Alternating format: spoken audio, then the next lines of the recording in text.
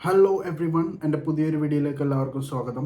ഇന്ന് വന്നേക്കുന്നത് പുതിയ മൂവി അനോമി എന്ന് പറയുന്ന മൂവിയുടെ വിശേഷങ്ങളായിട്ടാണ്.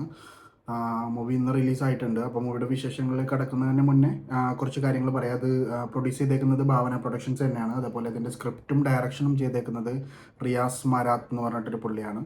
അതുപോലെ ഇതിൻ്റെ ക്യാമറാമാൻ സുജിത് സാരംഗ്, നമ്മൾ ധ്രുവങ്ങൾ 16 എന്ന് പറഞ്ഞിട്ടുള്ള റഹ്മാൻ്റെ മൂവിയൊക്കെ ചെയ്തിട്ടുള്ള ആ ഒരു സെയിം ക്യാമറാമാൻ തന്നെയാണ് ഇതിൻ്റെയും ചെയ്തേക്കുന്നത്. അതുപോലെ ഇതിൻ്റെ എഡിറ്റർ കിരൺ ദാസ്, പുള്ളിയും തൊണ്ടി മുതൽ റോഷാക്ക് ഒക്കെ എഡിറ്റ് ചെയ്തിട്ടുള്ള ആളാണ്.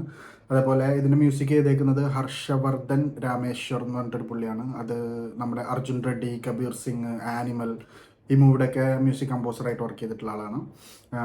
ഇതിൻ്റെ കാസ്റ്റിലേക്ക് വരുന്ന സമയത്ത് ഭാവന ഉണ്ട്, റഹ്മാൻ ഉണ്ട്, പിന്നെ വിഷ്ണു അഗസ്ത്യ, ദൃശ്യ രഘുനാഥ്, അർജുൻ ലാൽ, ബിനു പപ്പു, ഇങ്ങനെ കുറച്ച് ആൾക്കാരാണ് ഇതിൻ്റെ കാസ്റ്റ് വരുന്നത്. മൂവിനെ കുറിച്ചിട്ട് പറയുകയാണെന്നുണ്ടെങ്കിൽ മൂവി കുറച്ച് നല്ല സ്ലോ പേസ് ആയിട്ടാണ് ഫസ്റ്റ് ഹാഫ് എനിക്ക് തോന്നിയത്. ഫസ്റ്റ് ഹാഫ് ഭയങ്കര എഴഞ്ഞഴഞ്ഞ് തീർന്ന പോലെ തോന്നിയത് എനിക്ക്. സംഭവമൊന്നുമില്ല, സീരിയൽ കില്ലിങ്, സൈക്കോപാത്ത്, ഡ്രഗ്സ്, ഇതിൻ്റെയൊക്കെ ഒരു കോമ്പിനേഷൻ പരിപാടി തന്നെയാണ്. നമ്മൾ കുറേ കണ്ടു പഴകിയ ആ ഒരു സാധനം തന്നെ ഒന്നും കൂടെ പോളിഷ് ചെയ്തിട്ട് ചെയ്തു വെച്ചിരിക്കുന്നു എന്ന് മാത്രമേ ഉള്ളൂ. റഹ്മാൻ്റെ ക്യാരക്ടറിനാണെന്നുണ്ടെങ്കിലും ഫസ്റ്റ് ഹാഫിൽ വലിയ റോളൊന്നും കാര്യങ്ങളും ഒരു എൻട്രി കിട്ടാത്ത പോലെ എനിക്ക് ഫീൽ ചെയ്തിരുന്നു. പക്ഷേ സെക്കൻഡ് ഹാഫിലേക്ക് വന്നപ്പോൾ കുറച്ചും കൂടെ ബെറ്റർ ആയിട്ട് പുള്ളിയുടെ ആ പോലീസ് ക്യാരക്ടറാണ് പുള്ളി ചെയ്യുന്നത്. ആ പുള്ളി മുന്നേ ചെയ്തു വെച്ചേക്കുന്ന ഇങ്ങനത്തെ ഈ ടൈപ്പ് ഓഫ് മൂവിയിലുള്ള ഒരു പോലീസ് ക്യാരക്ടർ തന്നെയാണ് അത്. ആ ഒരു റഹ്മാൻ്റെ പാർട്ട് പുള്ളി അടിപൊളിയായിട്ട് ചെയ്തിട്ടുണ്ട്. പക്ഷേ എന്നിരുന്നാൽ പോലും മൂവിയിൽ എന്തൊക്കെയോ ഒരു കുറവുള്ള പോലെ എനിക്ക് ഫീൽ ചെയ്തു. കാരണം മൂവി ഓൾമോസ്റ്റ് ഫസ്റ്റ് ഹാഫിലും സെക്കൻഡ് ഹാഫിലും ഒരു ഇതൊക്കെ എല്ലാം ഭാവനയാണ് മൂവി ലീഡ് ചെയ്ത് കൊണ്ടുപോകുന്നത്. ഭാവനയുടെ ആക്ടിങ് സൈഡിലാണെന്നുണ്ടെങ്കിലും ഡയലോഗ് ഡെലിവറിയിലൊക്കെ എന്തൊക്കെയോ ഒരു മീൻസ് നമുക്കൊരു കംപ്ലീറ്റ് ഫീൽ ചെയ്യാത്ത പോലത്തെ ഒരു പ്രശ്നം എനിക്ക് തോന്നി. പക്ഷേ റഹ്മാൻ്റെ ക്യാരക്ടർ, റഹ്മാൻ ആസ് യൂഷ്വൽ ഇങ്ങനത്തെ പടത്തിലൊക്കെ എങ്ങനെയാണോ ചെയ്യുന്നത് അതേ പഞ്ചിൽ തന്നെ, അതേ പേസിൽ തന്നെ, അതേ ആക്ടിങ് ആ ഒരു സ്റ്റാൻഡേർഡ് കീപ്പ് ചെയ്തിട്ട് തന്നെ ഈ മൂവിക്കകത്ത് ചെയ്തിട്ടുണ്ട്.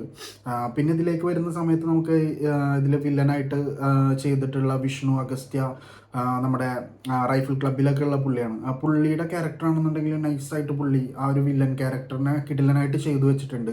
ഇനി അതൊന്നല്ല, ഈ മൂവിയുടെ സെക്കൻഡ് ഹാഫിൽ നമ്മൾ വിചാരിക്കും ലൈക്ക് ഇതാണ് വില്ലൻ, ഈ സ്റ്റോറി ഇതാണ് നമ്മൾ എൻഡ് ആവാൻ പോവുകയാണെന്ന് തോന്നുമ്പോൾ നമുക്ക് വേറൊരു സംഭവം കൂടെ, ഒരു ക്ലൈമാക്സും കൂടെ ഇട്ട് തന്നിട്ടാണ് മൂവി എൻഡ് ആവുന്നത്.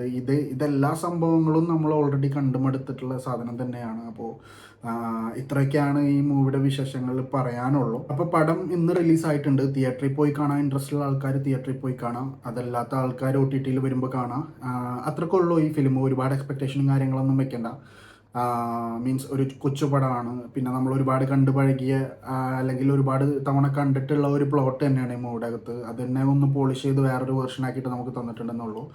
അപ്പോൾ ഇത്രയൊക്കെയാണ് ഈ മൂവിയുടെ വിശേഷങ്ങൾ. അപ്പോൾ അടുത്തൊരു മൂവിയുടെ വിശേഷങ്ങളായിട്ട് വരുന്നവരേക്കും ബൈ.